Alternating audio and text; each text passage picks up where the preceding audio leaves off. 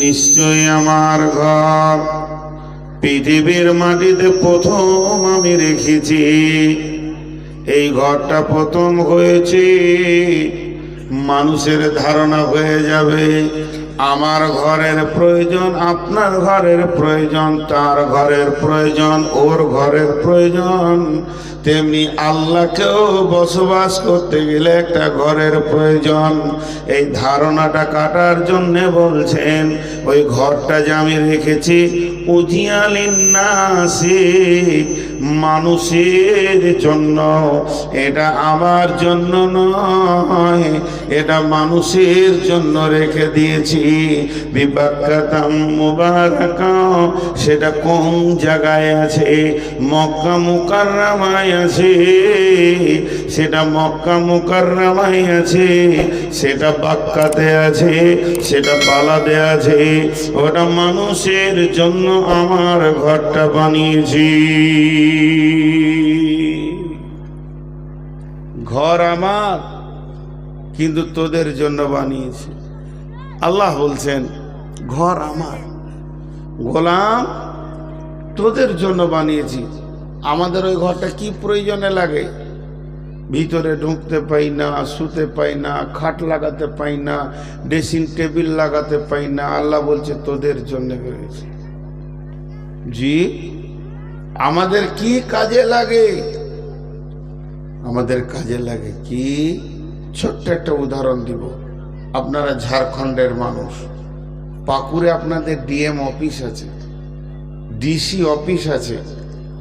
অফিসটা যদি না থাকতো তা আপনি দরখাস্ত দেবেন কোথায়?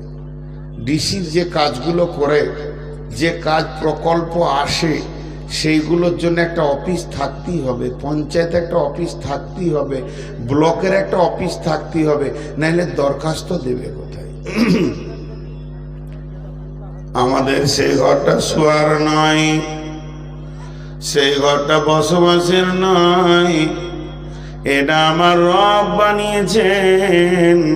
পৃথিবীর কোটি কোটি আমার গোলাম আছে, তাদের সুখে দুঃখে, চড়াই উতরাই, বিপদ আপদে এসে তারা তার মাবুদের কাছে দরখাস্ত দেবে।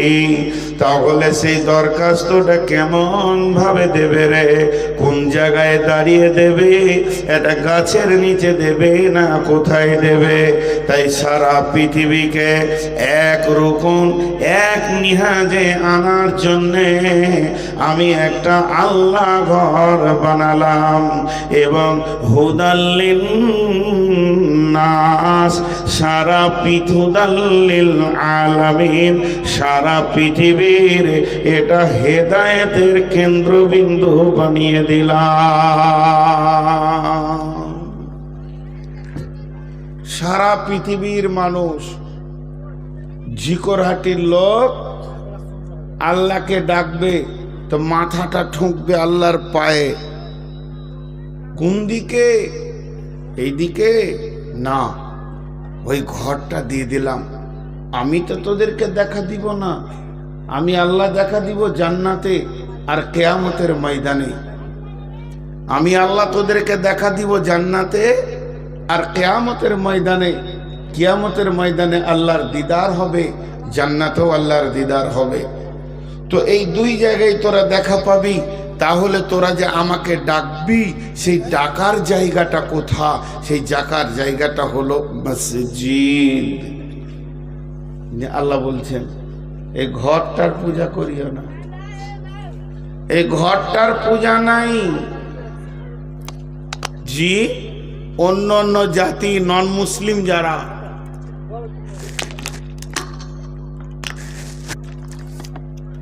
এটা কিনা পানি, আপনাদের ঝিকরহাটি কলের পানি আর থেকে বেশি ভালো।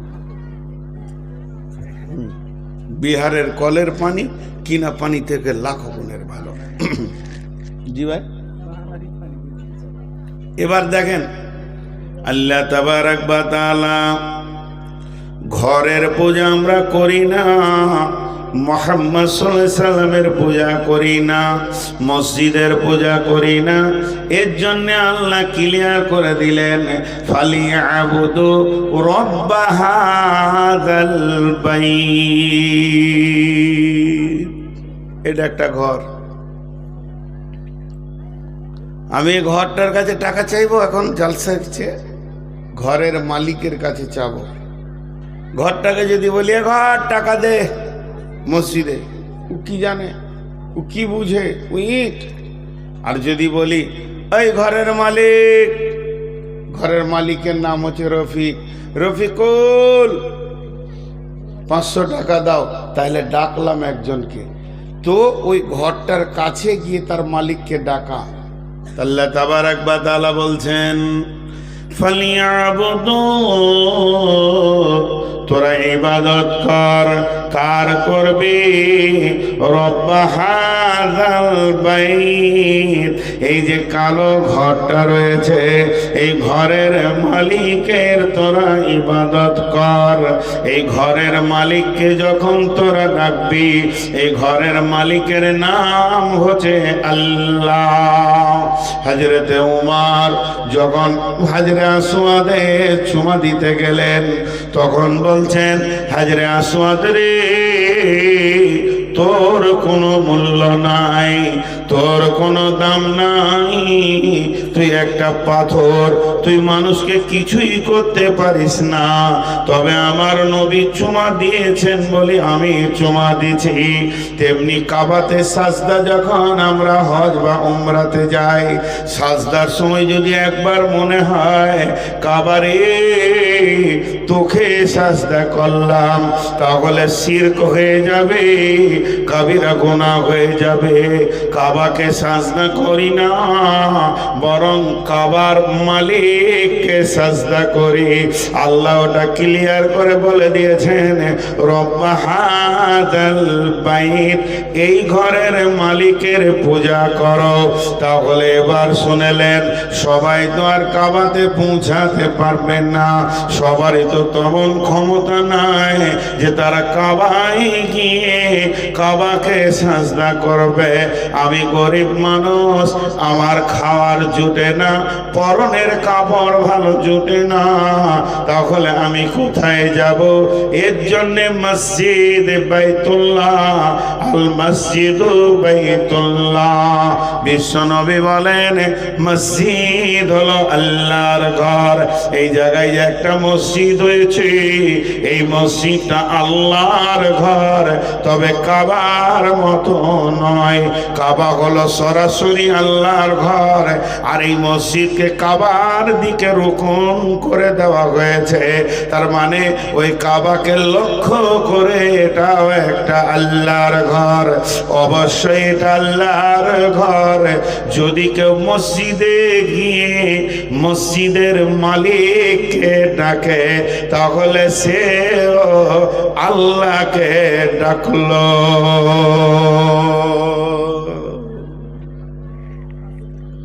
মসজিদে গিয়ে আমি মসজিদের মালিককে ডাকবো, থরি মসজিদ আমার কিছু করে নিতে পারবে? জি, তবে ওই ঘরটাকে সম্মান করি কেন না? আল্লাহর ঘর, আল্লাহর ঘর। নোংরা লাগাবো না, পরিষ্কার করে রাখবো, সুন্দর করে সাজিয়ে রাখবো, আমার আল্লাহর ঘর। তো মসজিদ আল্লাহর ঘর, এর জন্যে আমরা মসজিদকে বানাই। জি, এবং সেই মসজিদ হলো বহুত গুরুত্বপূর্ণ। আল্লাহ কি বলছেন? একজন দিল রড 50 লক্ষ টাকার, সিমেন্ট দিল একজন 50 লক্ষ টাকার, একজন ইট দিল 70 লক্ষ টাকার, একজন জায়গা দিল 2 কোটি টাকার। টোটাল মসজিদটা বানাতে গিয়ে 5 কোটি টাকা খরচা হয়ে গেল। গোটা ঝিকরহাটি লাদ্দুপাড়া আর আপনার দেওতানার লোক মসজিদটাকে বানিয়ে নিল।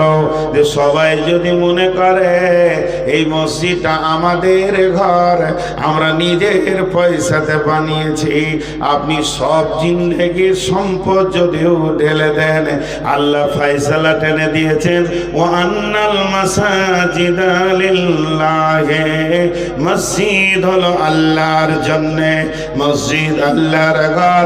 পৃথিবীর কোন মানুষ মসজিদের মালিকানা সত্ত্ব আনতে পারবে না। যদি আমার জায়গাতেও মসজিদটা হয়ে যায়, রেজিস্ট্রেশন আমার নামে জায়গাটা আছে, এখন আমি দাবি করব মসজিদ আমার, আমার জায়গাতে আমার মসজিদ, এরকম দাবি করা যাবে না, আর দাবি করাটাও বৈধ হবে না। যখন মসজিদে নববী বানানো হয়, আল্লাহর নবী বললেন এই জায়গাটা আমি চয়েস করেছি, জায়গার মালিককে তোমরা দেখো। মদিনাতে পাতা লাগিয়ে দেখা গেল জায়গাটার মালিক দুইজন এতিম। বিশ্বনবী বললেন দুইজন বাচ্চাকে, বাবুরে তোমাদের জায়গায় আমি আখিরি পয়গম্বর আল্লাহর ঘর বানাতে চাইছি। তারা দুজনেই বলে দিলেন ইয়া রাসূলুল্লাহ, ওয়াকফ করে দিলাম, একটা টাকাও লাগবে না।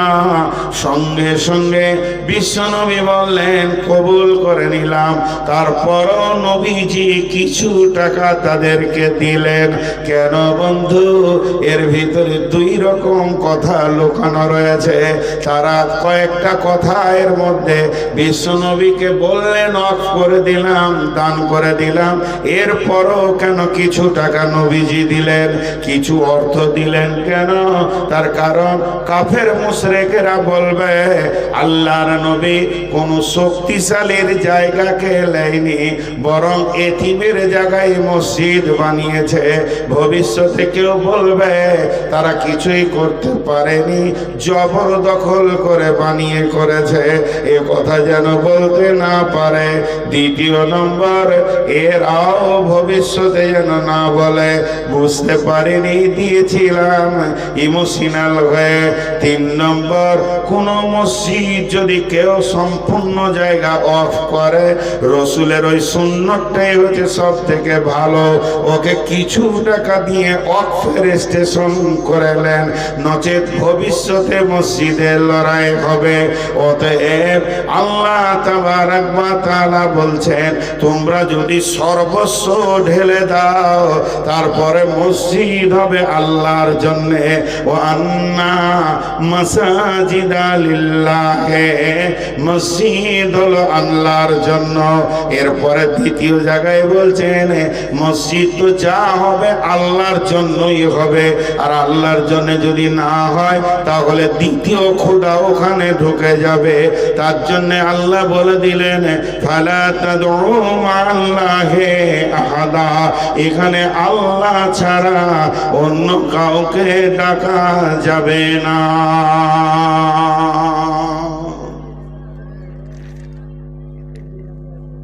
জি ভাই, এক দুই করে উঠছে তো, বাচ্চা ছেলেই উঠছে, যা অসুবিধা নাই। আপনারা ধ্যানের সঙ্গে শোনেন, মন দিয়ে শোনেন।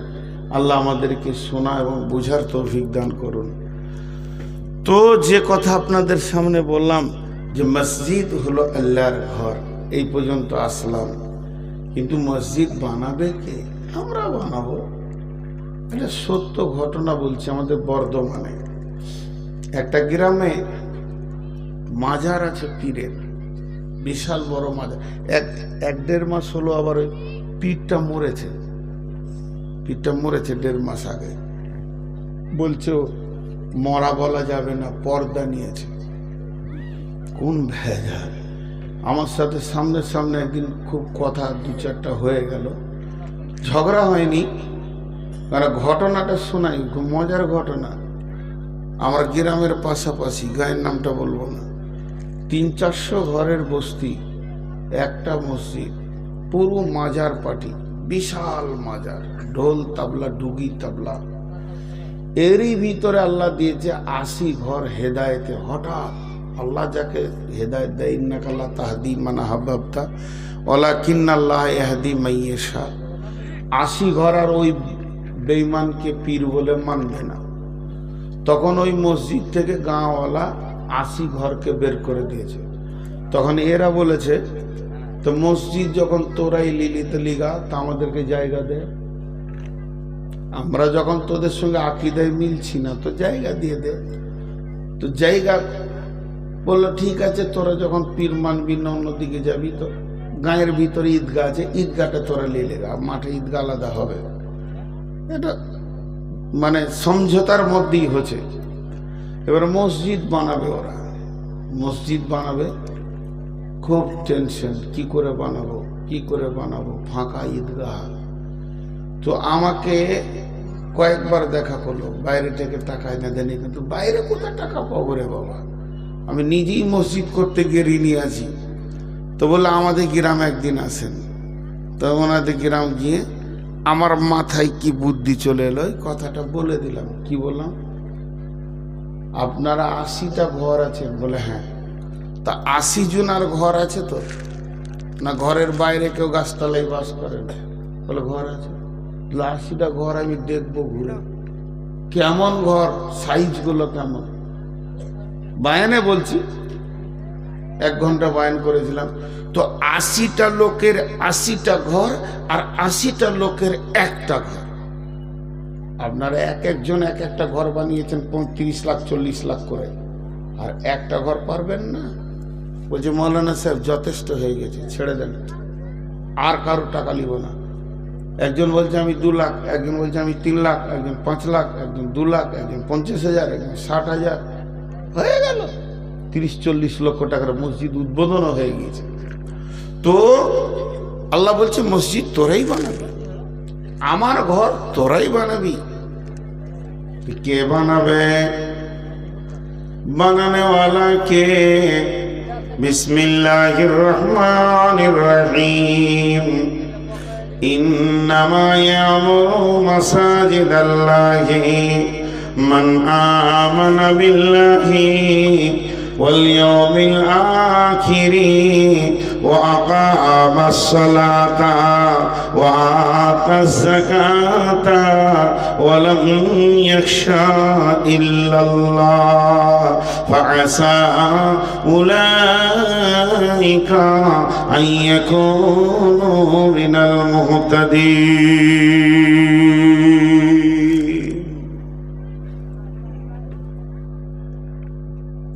সবারই মনোযোগ আকর্ষণ করছি, যত কষ্ট হোক একটু জারে বসে খালি এই আয়াতটা শুনলেন দিয়ে ঘর চলে যাবেন। তবে আমার বিশ্বাস মা বোনেদের ভিতরে 20-25 জন বায়ান শুনছে, বাকি কেউ শুনেনি, ওরা বায়ান করছে। আচ্ছা, যে বায়ান জানে ও শুনবে কেন নাকি? সেটাও তো ঠিক, কত বায়ান জানে। হ্যাঁ, ওরা বায়ান করছে, যে বায়ান জানে সে থরি আপনার বায়ান শুনবে, মাথা খারাপ হয়ে যায়। তো হয়তো বলছে ওঠ, আমাকে বললেন আপনাকে বললে আল্লাহ জানে, হয়তো আমাকে বলছে ওঠ বেশি বকছিস, মানে ও বেশি জানে, তো আল্লাহ মাফ করো। তো এবার দেখেন আল্লাহ কি বলছেন, কত মহব্বত করে আমাদেরকে বলছেন। হাজি ভাই, আমি আপনার কাছে টাকা চাইছি, বেশি লয়, 10টা টাকা দেন, পান খাবো। আমার লাখ টাকা আছে, আমি গরিব লয়, 16 লাখ টাকার গাড়ি নিয়ে এসছি, তাহলে আমি কোথায় গরিব হলাম? তারপরেও যদি আমি আদর করে বলি ভাই 10 টাকা দেন, চা খাবো, তো আপনাকে দিতে ভালো লাগবে, লাগবে। আর একটা মুসলমানের কাছে টাকা নিতেও ভালো লাগবে। হাদিয়া এমন একটা জিনিস, হাদিয়া, আমার তো অনেক ইনকাম, তারপরও হাদিয়া দেয় মানুষ, হাদিয়া বড় মধুর জিনিস, ভালো লাগবে। তো ঠিক আছে, এর ভিতরে বিরাট সাইকোলজিস্ট ঢুকে আছে। যখন টাকা লেনদেন হবে না, তখন দিলে প্রেম লেনদেন হয়, আগে প্রেম যায় তারপরে টাকা যায়। পৃথিবীর বুকে সব থেকে প্রেমিক কে? কে কাকে ভালোবাসে? বলে যার পেছনে সে অর্থ খরচা করে তাকে সে ভালোবাসে। বুঝতে পেরেছেন? তোমার দিন কেমন, তুমি কত বড় দিনদার, ওই লোকটা কত বড় দিনদার, ওর দিন কেমন, বলছে ওইটা বুঝবে কি করে? বলে ওর বন্ধু যেমন, যেমন লোকের সঙ্গে ও চলাফেরা করে, ওর দিন ওই রকম। চোর ছেঁচর লম্পট জুয়ারি মাতালের সঙ্গে যদি ঘুরে, ও যত বড়ই নামাজি হোক এখনো দিনদার হতে পারেনি। তো প্রকৃত দিনদার ওইটা পরিচয়। প্রকৃত প্রেমের পরিচয় হচ্ছে যাকে সে ভালোবাসবে তার জন্য সে টাকা ঢেলে দেবে। আর প্রকৃত বুঝা, বোঝা মানে বুঝেন, এটা কোরআন শরীফ, উনি আমাকে পড়ালেন, আমি ওনাকে পড়ালাম, দুই ভাইয়ে আমরা কোরআনটাকে সার্চিং করলাম। উনি কোরআনটা বুঝলেন না, আমি বুঝলাম। এটা বুঝবেন কি করে? বুঝেছে কি বুঝেনি, কোরআন বুঝেছে কি বুঝেনি, এটা বুঝবেন কি করে? তার প্রতীক চিহ্নটা বলে দিচ্ছি, খুব ভালো করে শুনেলেন। একটা লোকের যখন ব্যবসা বুঝে আসে তখন ছেলেকে ব্যবসাতে লাগানোর চেষ্টা করে।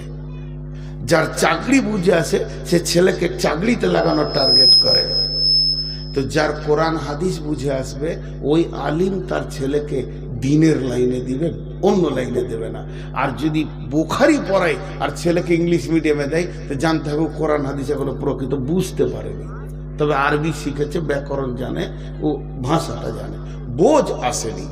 তো তেমনি প্রেম, তো আল্লাহ তো শাহিন শাহ, আল্লাহ তো বাদশাহ, আল্লাহ বাদশার বাদশাহ, পুরো কায়নাতের বাদশাহ, সার্বভৌমত্র একচ্ছত্রর মালিক। তার আবার পয়সা চাওয়ার কি দরকার আছে? আসলে তিনি পয়সা চাইছেন না, হৃদয়ের প্রেম চাইছেন। প্রেম প্রেম আল্লাহ বলছে মসজিদটা তোরাই বানা, তোরাই বানা, তোরাই বানা। আমাকে যদি একবার কসম খেতে বলেন তো আমি 100 বার কসম খেয়ে নিব। এটা আমার ব্রেনের আইডিয়া বলছি, এটা বুখারি বলছি না, এটা মুসলিম বলছি না, এটা রসুলের হাদিস নয়, এটা কোনো মুফাসিরের তফসির নয়, এটা কোরআনও নয়, এটা নূর মোহাম্মদের ব্রেন থেকে বলছি। মসজিদ বানাতে যদি 50 লক্ষ টাকা পড়ে আর ঝিকরহাটির লোক যদি 50 লক্ষ টাকা দিয়ে মসজিদ করে দেয়, আমার বিশ্বাস 50 লক্ষ কেন, 50 লক্ষকে যদি 10 দিয়ে গুণ করা হয় তো 5 কোটি হয়ে যাবে। 5 কোটি টাকা আল্লাহ ঝিকরহাটিতে বরকত দিয়ে দেবে। আল্লাহ কারো টাকা ধারে না, দিয়ে দেবেন আল্লাহ রিটার্ন। একটা বাচ্চা ছেলের কাছে বিস্কুট চাই, মানুষ চাই না, চাই মানে কেউ খেয়ে নেবে, ওই বিস্কুটটা রিটার্ন করবে, আবার ফের জিলেপি খেতে 100 টাকা দেবে। জি, তো আল্লাহ এগুলো দেখেন। এবার আল্লাহ কি বলছেন? ইন্নামা ইয়ামুরু মাসাজিদাল্লাহি, হে ঝিকরহাটির মহফিলের 15 ডিসেম্বর গত রাত্রির লোকেরা, তোদেরকে আমি আল্লাহ বলছি, জিভটা নূর মুহাম্মাদের, জবানটা নূর মুহাম্মাদের, কণ্ঠটা নূর মুহাম্মাদের, কিন্তু এটা আল্লাহর হুকুমের উপরে চলে। অতএব এটা আমার নয়, আমার রবের। তো আমার রবের ভাষাটা জেরক্স করে আমি বলছি, আমি রব নয়, আমি রবের গোলাম। সেই গোলাম তার মাবুদের কথাটা আপনাদেরকে বলছেন, আপনার আমার মাবুদ বলছেন আজকে রাত্রির জন্যে হে ঝিকরহাটির মাহফিলের লোকেরা শুনেলে, তোদের কাছে আমি মসজিদ বানিয়ে চেয়ে নিলাম। ইন্নামা ইয়ামুরু মাসাজিদাল্লাহ, তোরা আল্লাহর ঘর মসজিদকে বানা, বানা তোরা, তামির দে। তামির দেওয়া, মসজিদ ভাঙলে গুনহানা নেকি? কথা বলে না, মসজিদ ভাঙলে গুনহানা নেকি? এতগুলো লোক তারপরেও মুখ খুলে না। শীতে কি মুখ জমে গেছে নাকি? আচ্ছা, এখন যদি একটা খিস্তি করে দিই, নোংরা করে, মুখ খারাপ করে যদি কথা বলে দিই, এরকম চুপ থাকবেন তো? বসেন বসেন, তখন চোপার জোর বেড়ে যাবে শীতে। হ্যাঁ, আর যদি কেউ বলে দেয় চাচা তোমার মানে টমেটোরের ভুঁয়ে হাকিম ছোড়া গরু ভরে দিয়েছে, কবো হ্যাঁ, সামান্য লস সহ্য করবে না ও, আর এখন মুখ খুলছে না। জি, একবার বলেন, মসজিদ ভাঙলে গুনহানা নাকি? কে বললে গুনহা? পুরাতন মসজিদ গো, ওকে ভেঙে নতুন করতে হবে, তো ভাঙলে গুনাহ হবে। কে বললে? তখন মসজিদ ভাঙলে নাকি? তামির শব্দটা বোঝানোর জন্য বলছি। তামির মানে হচ্ছে মসজিদের দেখভাল করো, তাতে ভাঙতে হয়তো ভাঙো, জুড়তে হয়তো জুড়ো, যাতে মসজিদের ভালো হবে ওইটা করো। জি, পেট কাটা ভালো, কিন্তু ডাক্তারের কাছে গেলেও ভালোর লেগেই কাটবে। যে ভিতরে স্টোন বার করব, কিডনির ভিতরে তোর স্টোন আছে, তোর হাড়ের মগজার ভিতরে টিউমার হয়েছে, ওটা বার করতে হবে, নাহলে ক্যান্সার হবে, তখন কাটাটা ভালো। জি। আর ডাকাতে যখন হেঁসা ধরবে, কিছু মনে করিয়েন না, আজ থেকে 16 বছর আগে, 17 বছর আগে নগর নবীতে রাতে আঁধারে নেমেছি, ট্রেন লেট, সীতারামপুরে জালসাই যাবো, ওই কোণে হাঁটছি, হ্যাঁসা ঝেড়েছিল আমাকে। এখানে একটা বরের গাছ না পাকুড়ের গাছ আছে, ওখানে তো ধানের ভুঁয়ে 7-8 জন বসে আছে। খুব মনে পড়লে গায়ে লোম দাঁড়িয়ে।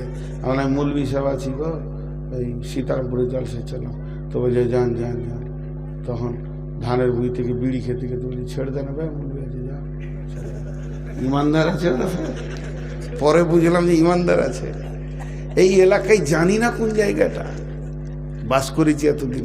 তো তামির মানে হলো তুমি দেখভাল করো, প্রয়োজন হলে তুমি ইট জুড়ো, আর যদি ভাঙতে হয় তো ভাঙো। জি। আল্লাহ তাবারাক ওয়া তাআলা বলছেন, হে মাহফিলের লোক, তোমরা আমার মসজিদের দেখভাল করো। সবাই দৌড়ছি, চ চ চ চ চ চ চ চ। আর জালসা শুনবো না, এখনই মসজিদটা কি করতে হবে দেখি।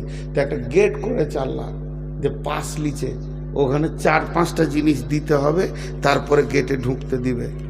নেকি পাবরে চোরে হুড় হুড় করে দৌড়তে লেগেছে।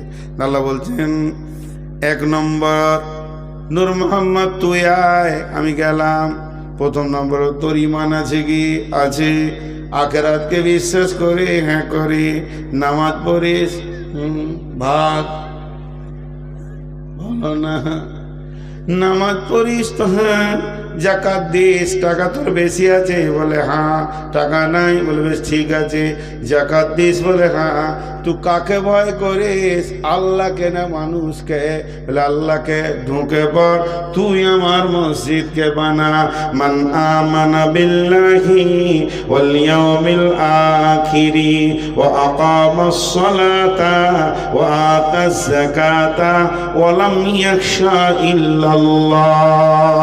যে লোকটার ভিতরে 5খানা গুণ আছে, সে আল্লাহর ঘর মসজিদ বানাবি।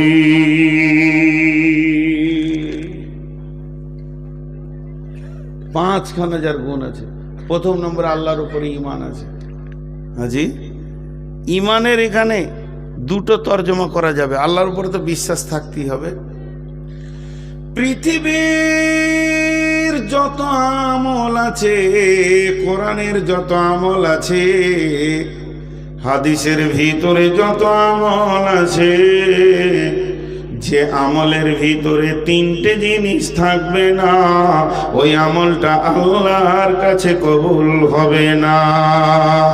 যে আমলটা আপনি ছোট করেন চাই বড় করেন, নফল করেন চাই সুন্নত করেন, সুন্নতে মুআক্কাদা চাই গায়র মুআক্কাদা, ওয়াজিব করেন চাই ফরজে আইন করেন চাই ফরজে কিফায়া করেন, কিন্তু প্রত্যেকটি আমলে 3খানা জিনিস থাকতে হবে। যতক্ষণ পর্যন্ত আমলের ভিতরে 3টে জিনিস না পাওয়া যাবে, ততক্ষণ পর্যন্ত আমল কবুল হবে না। 1 নম্বর হলো ঈমান, প্রত্যেকটা আমলে ঈমান থাকতে হবে। 2 নম্বরে হলো আল্লাহর হুকুম থাকতে হবে। আর 3 নম্বরে হলো রাসূলের তরিকা থাকতে হবে, নবীজির আদর্শ থাকতে হবে, নচেত আমল কবুল হবে না। তাহলে মসজিদ বানাতে গেলে প্রথমেই আমাদেরকে ঈমানদার হতে হবে। একটা গেল। 2 নম্বর, এই দানের ক্ষেত্রে যে ঈমানটা বলা হচ্ছে, শুধু দানের ক্ষেত্রে, শুধু দানের ক্ষেত্রে। এটা কেন বলা হচ্ছে আল্লাহর উপর ঈমান আনো তারপরে দান করো? খুব খেয়াল করেন। আপনার কাছে 5 লক্ষ টাকা আছে, আপনি হজের সব টাকা জমা করে দিয়েছেন, ওটা তো অসুবিধা নেই। বেরিয়ে যাচ্ছেন 2 লাখ নেই, কিন্তু আরো এক্সট্রা 5 লাখ আছে, রাখবো কোথায়? এখন তো ব্যাংক ট্যাঙ্ক হয়ে গেছে, কিন্তু মুরব্বী মানুষ আর ঘরেই থাকে। তো মনে মনে করছে বেটা দিকে দিলে তো সকালে ভাগ করলে ঘুরে এসে পাবো না, তো গায়ে কার কাছে রাখি কার কাছে রাখি, যে একটা লোকের কাছে রেখে দিলে দিয়ে চলে গেল। যে তারপরে বিশ্বাস করছে যে না লোকটা ভালো, আগে টাকা রাখবে যে সফরে যাবে যে বিশ্বাস করবে, না আগে বিশ্বাস করবে তারপরে টাকা রাখবে?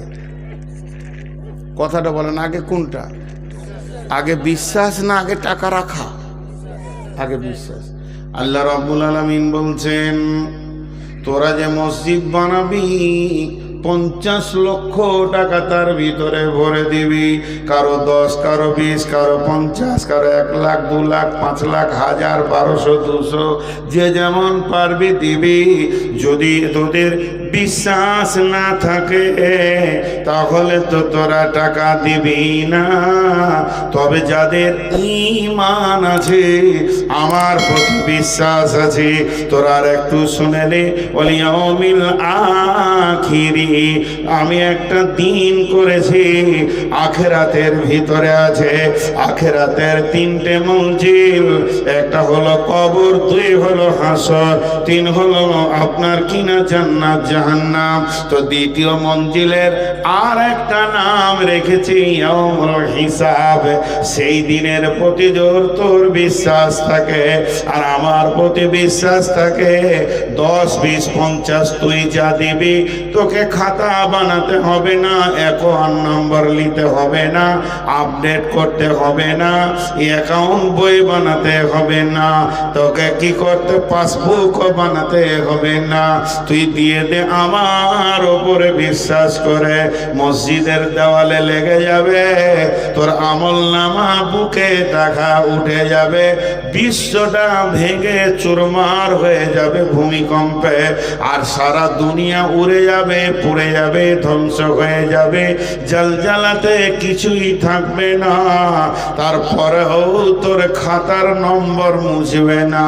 কঠিন কিয়ামতের দিনে আমি রব তিলে তিলে তোর হিসাবকে বুঝিয়ে দেব।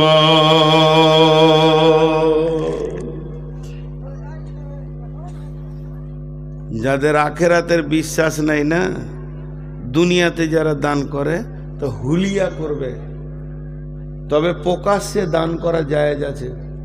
খবরদার বলবেন না যে নাম প্রকাশ করে যারা জায়েজ দান করছে তাদের দান কবুল হবে না, এটা বলা ভুল। কবুল হবে।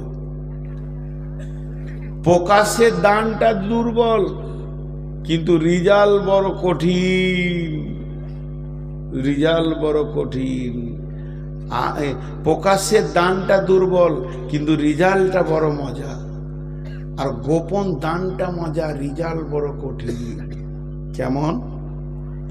আমি আজকে প্রকাশ্যে বললাম নূর মোহাম্মদ 10 টাকা দিয়েছে মসজিদে, মাশাআল্লাহ, নূর মোহাম্মদ ভাই 10,000 দিয়েছে, মাশাআল্লাহ, জাযাকাল্লাহ, ভালো করো, দান করো, বরকত দাও, আমিন, হয়ে গেল, সবাই জেনে নিলে। তো কেউ যদি জিজ্ঞেস করে জলসে কিছু দিলি হে তুই? হ্যাঁ, 10 টাকা দিয়েছি বললাম, তা আমি বলবো অসুবিধা নেই। কিন্তু গোপন দান যখন আপনি করবেন, তো গোপন তো গোপনই, কিয়ামত পর্যন্ত গোপন, মুখ খুলিয়েন না ফের মাঝে, তাহলে ভেজাল লেগে গেল। জি, কিছু লোক আছে, প্রধান বক্তা এসে মসজিদে শুয়েছে, আসসালামু আলাইকুম, আপনি নূর মোহাম্মদ না করে? জি, মাশাআল্লাহ। হ্যাঁ, মসজিদটা হতো নাকি? সালা 5 কুইন্টাল আমি দিয়েছি, ফুটে গেল। বুঝতেই পারলেন না যে আমার টিউব লিক হয়ে গেল, একটা হাওয়া আর নাই। এই চোপা করা যাবে না। আল্লাহ বলছে, শোন, আগে তুই টেবিলে টাকা ফেল, মুখকে বন্ধ করে নে। ওয়াল ইয়াউমিল আখির, যেদিন কিয়ামত হবে আমি আল্লাহ ঘোষণা দিব, ওয়া কুদিয়া বাইনাহুম বিল হাক্কি ওয়া হুম লা ইউযলামুন।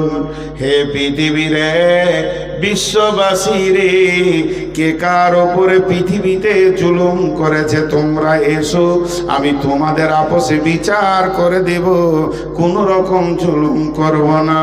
খালিক আব্দুল খালিক বলবে আব্দুল মালিকের কাছে টাকা পায়, ইয়াসিন বলবে মহসিনের কাছে টাকা পায়, হবিবুর বলবে ফকিরুলের কাছে টাকা পায়। এইভাবে আল্লাহর কাছে আপিল আনবে। এরই মাঝে আমি বলবো মাবুদ, আপনাকে কয়েক হাজার টাকা জমা দেওয়া আছে, সেগুলোর বদলা আজ আমরা প্রকাশ্যে পেতে চাই। আমার রব সেদিন হাসতে হাসতে তার বদলা আপনাকে দেবেন। অতএব বন্ধুরে, মসজিদ বানাতে গেলে প্রথমে ইমানদার হতে হবে, আর তারপরে আখিরাতের উপরে বিশ্বাস রাখতে হবে। আখিরাতের বিশ্বাস যদি না থাকে, মানুষ প্রকাশ্যে মোটা রকম দান করতে পারবে না।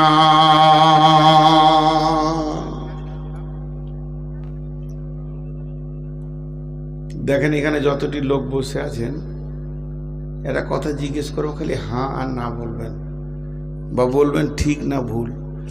কেউ 10 টাকা দিচ্ছে, কেউ 1 টাকা দিচ্ছে, কেউ 10,000 দিচ্ছে, কেউ 50,000 দিচ্ছে, কেউ জায়গা দিচ্ছে, কেউ জমি দিচ্ছে, কেউ বালু দিচ্ছে, কেউ সিমেন্ট দিচ্ছে, কিন্তু সবারই একটা লক্ষ্য, আখিরাতে লোভ। ঠিক না বলেন? বলেন আখিরাতে লোভ। এই লোভটা আছে না নেই?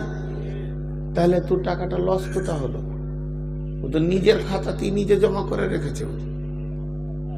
জি, এগুলো কি বোঝাবার আছে?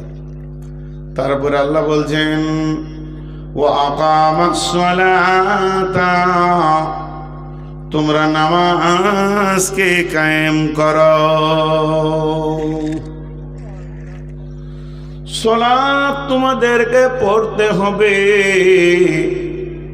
যদি সালাত না পড়ো তো মসজিদ কিসের জন্য বানাতে যাচ্ছ? মসজিদ বানাবে, মসজিদকে আবাদ করবে না। মসজিদে मरसिया आखा है के नमाजी ना रही। মসজিদ কে বানালাম, উঁচা উঁচা গম্বুজ দিয়ে দিলাম, এলাকার সেরা গম্বুজ দিলাম, যেন নগর নবী স্টেশন থেকে বোঝা যায় এটা আমাদের মসজিদ। বিআইকে নিয়ে অহংকার করলাম, কিন্তু মসজিদের ভিতরে নিবেদিত প্রাণ 3খানা ছাড়া 4টা মুসল্লি পাওয়া যাচ্ছে না। এটা চলবে না। যে কমিটি মসজিদ নিয়ে ব্যস্ত আছে, ওই কমিটিকে লোকের পায়ে ধরতে হবে। উম্মতে মুহাম্মদী হিসেবে দরজায় দরজায় গিয়ে বলতে হবে, মসজিদে ওই শুনলে আজান, চল নামাজে চল। দুঃখে পাবি সান্ত্বনা তুই, বক্ষে পাবি বল রে, মসজিদেতে চল। এই লাইট বন্ধ কর, লাইট বন্ধ কর। জি, দুঃখ লাগছে এই ছেলেগুলোর হাতে এত বড় বড় মোবাইল। আপনারা তো কিছু জানেন না, গার্জেনরা মোবাইল দিয়ে দিয়েছে। মোবাইল মানুষকে উলঙ্গ করে দিয়েছে। জি, ফেসবুকে যে আচরণগুলো চলছে যদি দেখেন তো আপনি অবাক হয়ে যাবেন। এর থেকে কুত্তা অনেক ভালো। তো মসজিদ আবাদের জন্য চেষ্টা করতে হবে, বাড়ি বাড়ি যেতে হবে, মুসল্লি বাড়াতে হবে, নামাজ কায়েম করতে হবে, নিজে পড়তে হবে এবং মহল্লাবাসীকে পড়ার জন্য ডাকতে হবে। ওয়াতাজ যাকাতা, যাকাত দেনেওয়ালা হতে হবে। যে লোকটা যাকাত দেয় না তার মাল নোংরা। জি, আমার ঘরে 20খানা লুঙ্গি আছে। ওটা উদাহরণ দিচ্ছি, ভাবিয়েন না যে আমার লুঙ্গির দোকান আছে। কি 5টা লুঙ্গি আছে, এর মধ্যে 2টা নাপাক আছে। নাতনিকে কোলে নিয়েছি তো মুতে দিয়েছো, তো ওটা খুলে দিলাম, তার একটা পড়লাম, আবার মুতে দিলে তো ওটা রেখে দিলাম, তার একটা পড়লাম, এখন কাঁচা হয়নি। তো ওই দুটা লুঙ্গি পড়ে আছে, তা আমার বিবি দেখছে দুটা লুঙ্গি মুলবি সব এখানে রেখেছে, মানে লুঙ্গি ওর কোথাও নিয়ে যাবে হয়তো, সফর টফর করছে, তা আর 4টা লুঙ্গি ওর উপরে চাপিয়ে দিয়েছে। এবার বলেন কোনটা পাক আর কোনটা না পাক আর তাল পেছি না। মসজিদ ঢোকা যাবে ওই লুঙ্গিগুলো পরে, নামাজ পড়তে যাবে, পাক কর তারপরে মসজিদ আসবে। তেমনি আপনার টাকা আছে, মাছের ব্যবসার টাকা, আমি বলছি না যে চুরির আর জোয়ার টাকা, মাছের ব্যবসা করে, আলুর ব্যবসা করে, কত হালাল ব্যবসা আছে, সেই ব্যবসার টাকা আছে, কিন্তু জুয়োর টাকাও আছে, আর বেজাকাতেও টাকা আছে। কোনটা কার গায়ে কে লেগেছে, কি হালাত আছে, মসজিদে লাগাস না, আল্লাহ বলছে লাগাস না, দরকার নাই মসজিদ। জি জি, মসজিদ দরকার নেই, এই ফাঁকা জায়গায় নামাজ পড়বেন, কিন্তু বেঈমানদের টাকা নিয়েন না। আল্লাহ আকবার, ঘাসের ওপরই পড়ে নেন, পানি হচ্ছে ঘরে পড়ে নেন, অসুবিধা নেই।